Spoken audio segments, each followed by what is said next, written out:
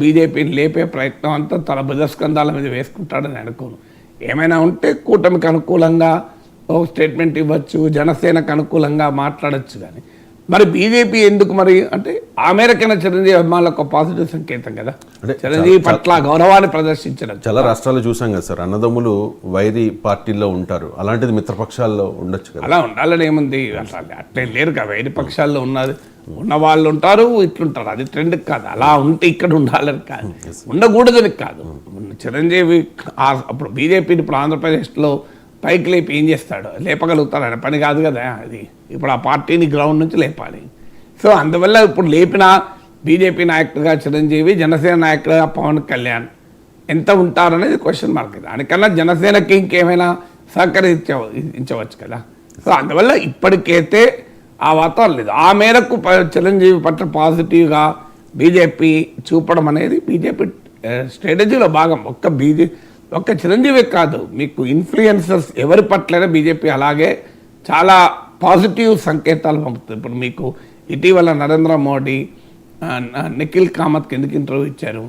అయితే దేశంలో జర్నలిస్ట్ లేరా? మీకు పాడ్కాస్ట్ 2 hours ఇచ్చారు కదా, 2 గంటల పాటు పాడ్కాస్ట్ ఇచ్చారు. మామూలు విషయం కాదు. దేశంలో కాక్కలు ఎదిరిన జర్నలిస్టులు ఉన్నారు, కానీ జర్నలిస్టే కాదు. కారణం ఏంది? ఆయన జెన్జీలో అంటే యంగర్ జనరేషన్లో న్యూ ఓటర్, యంగర్ ఓటర్లో చాలా పాపులర్. ఆ పాపులారిటీని గుర్తించి ఆ పాడ్కాస్ట్, ఫస్ట్ పాడ్కాస్ట్ మీరు డొనాల్డ్ ట్రంప్, అరవింద్ కేజ్రీవాల్ వీళ్ళు ఎప్పటి నుంచో ఎంప్లాయ్ చేస్తున్న స్ట్రాటజీ ఇది. సో ఈసారి నరేంద్ర మోడీ మొదటిసారిగా ఒక యూట్యూబ్కు పాడ్కాస్ట్ ఇచ్చారు. సో అందువల్ల బీజేపీ స్ట్రాటజీలోనే ఒక భాగం ఇన్ఫ్లుయెన్సర్స్. మీరు ఇటీవల మొత్తం కపూర్ల కుటుంబంతో మణిపూర్ బొమ్మంటే పోలే మోడీ, కానీ కపూర్ల కుటుంబంతో మాత్రం గంటసేపు గడిపారు. మీరు వాళ్ళకి ఆటోగ్రాఫ్లు ఇవ్వడం, వాళ్ళ పిల్లలకు ఆటోగ్రాఫ్లు ఇవ్వడం, వాళ్ళతో ఫోటోలు దిగడం. ఎందుకు? మరి వాళ్ళు చాలా పాపులర్ కదా, కరీనా కపూర్, సైఫ్ అలీ ఖాన్. సో రాజ్ కపూర్ శత జయంతి ఉత్సవాల ఆధారంగా సందర్భంగా వాళ్ళందరూ వచ్చి కలిశారు, వాళ్ళు మాట్లాడారు, వాళ్ళు వీడియోలు షేర్ చేశారు సోషల్ మీడియాలో, ఇన్స్టాలో. సో మీకు మణిపూర్ వెళ్ళమని ఏడాదికి పైగా ప్రతిపక్షాలు ముక్త కంఠంతో విజ్ఞప్తి చేస్తున్నాయి. ఒక్కసారి వెళ్ళి ఆ కుకీలకు, మైతీలకు ఒక నమ్మకం కల్పించండి మహాప్రభు అంటే ఇంతవరకు సమయం ఇవ్వడం లేదు. కానీ మీరు కపూర్ల కుటుంబంతో ఉన్నారు కదా, ఎవరో నాయకుడు కామెంట్ కూడా చేశారు, మేము మణిపూర్ అంటే మోడీకి కపూర్ అని వినబడ్డది అని. సో అందువల్ల మణిపూర్ టైం ఇవ్వలేదు, కపూర్ టైం ఇచ్చారు కదా కపూర్లకు.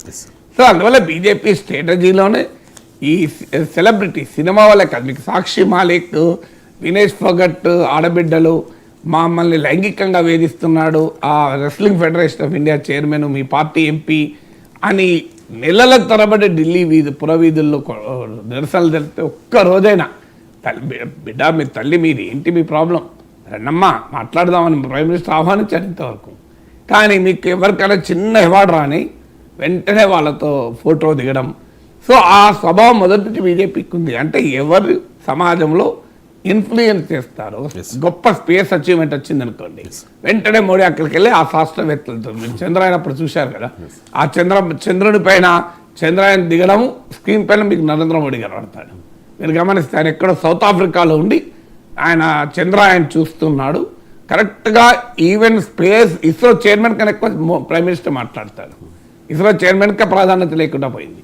సో అందువల్ల ఇలా ప్రజల దృష్టిని ఆకర్షించేటువంటి సందర్భాల్లో బీజేపీ చాలా సమర్థవంతంగా దాన్ని ఆ ఈవెంట్స్ని కావచ్చు, ఆ వ్యక్తుల్ని కావచ్చు ఉపయోగించుకుంటుంది.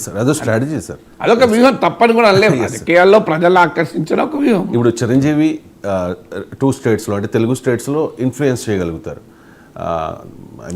భారతీయ జనతా పార్టీ ఆంధ్రప్రదేశ్లో ఏదో కూటమి ద్వారా పోటీ చేసింది కాబట్టి కొన్ని సీట్లు వచ్చాయి. కానీ భారతీయ జనతా పార్టీ తెలంగాణలో ఇండిపెండెంట్గా పోటీ చేసి మంచి అంటే ఆఫ్ ద సీట్స్ మన లోక్సభ ఎన్నికల్లో గెలుచుకుంది కదా సార్.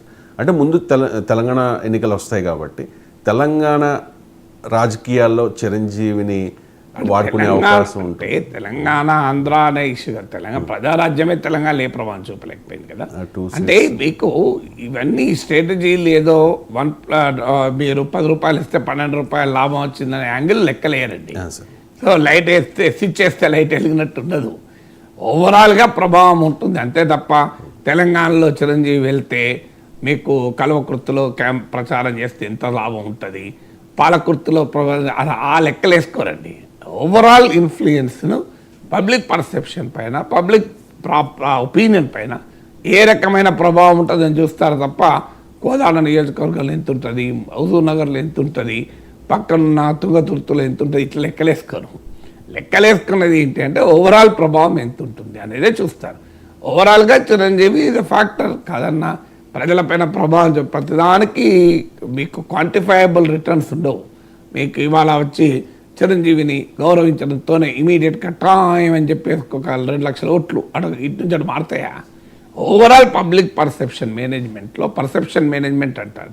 సో ఆ పర్సెప్షన్ మేనేజ్మెంట్లో భాగంగా ప్రజలపైన ప్రభావం చూపేటువంటి ఇన్ఫ్లుయెన్సర్స్ను ద్వారా సమాజంలోకి ఒక కరీనా కపూర్ కావచ్చు, సైఫ్ అలీ ఖాన్ కావచ్చు, నిఖిల్ కామత్ కావచ్చు, ఓ రజనీకాంత్ కావచ్చు, చిరంజీవి కావచ్చు, సో ఇలా ఒక స్పోర్ట్స్ స్టార్ సెలబ్రిటీస్ కావచ్చు, ఓ పివి సింధు కావచ్చు. మీరు చిరంజీవి కాదు, మీరు చూడండి ఆ సంక్రాంతి వేడుకలో అక్కడ పివి సింధు కూడా ఉన్నారు.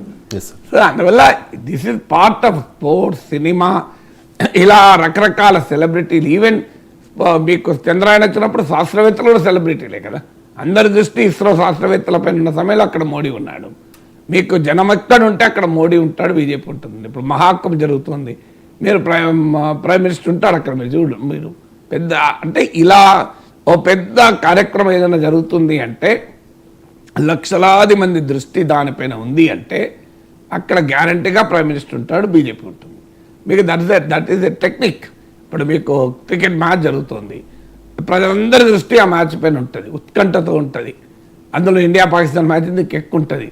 గెలిచినా ఓడినా మీకు ప్రైమ్ మినిస్టర్ అక్కడికి వెళ్తాడు. మణిపూర్ వెళ్ళాడు, మీరు గమనిస్తే మణిపూర్ వెళ్ళాడు, కానీ బెంగళూరు వచ్చి ఇస్రో శాస్త్రవేత్తలను కలుస్తాడు. కపూర్ల కుటుంబంతో ఢిల్లీలో గంట సేపు గడుపుతాడు. మీకు క్రికెట్ మ్యాచ్ ఓడిపోతే వెళ్ళి డైరెక్ట్గా ఆ స్టేడియంకి వెళ్ళి క్రికెటర్లకు మీకు కాన్ఫిడెన్స్ ఇచ్చేస్తారు. ఇన్ని ఏగలిగిన ప్రైమ్ మినిస్టర్ మన మణిపూర్లో ప్రజలకు ఎందుకు కాన్ఫిడెన్స్ ఇవ్వడు? అక్కడ లాభం లేదు కనుక ఇవన్నీ కూడా ప్రజలను అట్రాక్ట్ చేస్తానికి ఉపయోగపడుతుంది కదా. లేకపోతే నిఖిల్ కామత్ ఒక యూట్యూబర్కు 2 గంటల సమయం ఎలా ఇస్తారు చెప్పండి? ఈ నోస్ అంటే ఏ సెక్షను ఎలా ఇన్ఫ్లుయెన్స్ అవుతారు. ఈ కొత్త జనరేషన్ యంగ్ ఓటర్తో కనెక్ట్ కావాలి. యంగ్ ఓటర్తో కనెక్ట్ అయ్యేటువంటి ప్లాట్ఫామ్స్ ఏంటి? అందువల్ల ఈవెంట్స్, ప్లాట్ఫామ్స్, సంక్రాంతి తెలుగు ప్రజలందరికీ కూడా ఇష్టమైన పండుగ. సో మీకు ఆటోమేటిక్గా సంక్రాంతి ఉత్సవాల్లో పాల్గొనడం ద్వారా ఒక సందేశం అంటే Telugu culture, Telugu language prime minister ఎంత గౌరవిస్తున్నాడు. సో అందువల్ల అదొక పొలిటికల్ స్ట్రాటజీలో భాగం. అందువల్ల చిరంజీవి రేపొద్దున బీజేపీలో చేరుతాడు, బీజేపీ నాయకుడు అవుతాడనే మనం ఆలోచించాల్సిన అవసరం లేదు. చిరంజీవి గౌరవం ఇవ్వడం ద్వారా ఆయనను అభిమానించేటువంటి లక్షలాది మంది, కోట్లాది మంది ప్రజలపైన ప్రభావం చూపడం అనేది ఒక ఎత్తుగడ. రేపు చిరంజీవిని పార్లమెంటు నామినేట్ చేయొచ్చు, ఊనోస్. సో మీకు విజేంద్ర ప్రసాద్ నామినేట్ చేశారు, మీకు ఇళయరాజా నామినేట్ చేశారు, పిటి ఉషా నామినేట్ చేశారు. ఏం బీజేపీలో ఆర్ఎస్ఎస్లో సైద్ధాంతికంగా తలపండిన పెద్దలు లేరా ఇక్కడ? మరి వీళ్ళు ఎందుకు నామినేట్ చేస్తారంటే దే ఆర్ ఇన్ఫ్లుయెన్సర్. సౌత్లో మీకు పిటి ఉషా ప్రభావం ఉంటుంది, ఇళయరాజా ప్రభావం ఉంటుంది, విజేంద్ర ప్రసాద్ ఒక ప్రఖ్యాత రచయిత. సో అందువల్ల that is part of the strategy. అంటే సమాజము ప్రజలపైన ఎవరు ఇన్ఫ్లుయెన్స్ చెప్తారు, వాళ్ళ ద్వారా ప్రజల్ని ఇన్ఫ్లుయెన్స్ చేయడం. సో అందువల్ల ఒక పొలిటికల్ పార్టీ పని ఏంటి? ఏదో రూపంలో ప్రజలను అట్రాక్ట్ చేయాలి కదా. అది నినాదాలు, విధానాలు, ఈవెంట్స్. అందులో ఇది బీజేపీ ఆ ఈవెంట్ మేనేజ్మెంట్లో చాలా సిద్ధం. మీరు అన్నట్టు రాష్ట్రపతి కోటాలో రాజ్యసభకు నామినేట్ చేస్తే పొలిటికల్గా అంత యాక్టివ్గా ఉండలేరేమో సార్. ఉండకూడదని కాదు, ఎందుకంటే రాష్ట్రపతి కోటా కాబట్టి అదే డైరెక్ట్గా భారతీయ జనతా పార్టీలో తీసుకుని ఉండకూడదని ఎక్కడా లేదు. అంటే భారతీయ జనతా పార్టీ నాయకుడిగా బిహేవ్ చేయొచ్చు. ఎంతమంది లేరండి. ఇప్పుడు మీరు ప్రెసిడెంట్ రాష్ట్రపతి కోటాలో నామినేట్ అయిన వాళ్ళు అందరూ కూడా మీకు ఇప్పుడు బీజేపీ సభ్యులుగానే వ్యవహరిస్తున్నారు దాదాపు కదా. అది డిపెండ్స్ ఆన్ ద పర్సన్. మీకు రంజన్ గగోయ్ ఉన్నాడు, ఆయన ఏం బీజేపీ సభ్యుడిగా లేడు. సో మీకు ప్రముఖ జర్నలిస్ట్ ఉన్నాడు, సో ఆయన బీజేపీ సభ్యుడిగా ఎమ్మెల్యే కూడా బెంగాల్ నుంచి పోటీ చేశాడు. తర్వాత మళ్ళీ వచ్చి మళ్ళీ రాజ్యసభ నామినేట్ అయ్యాడు. డిపెండ్స్ ఆన్ ద పర్సన్ కదా.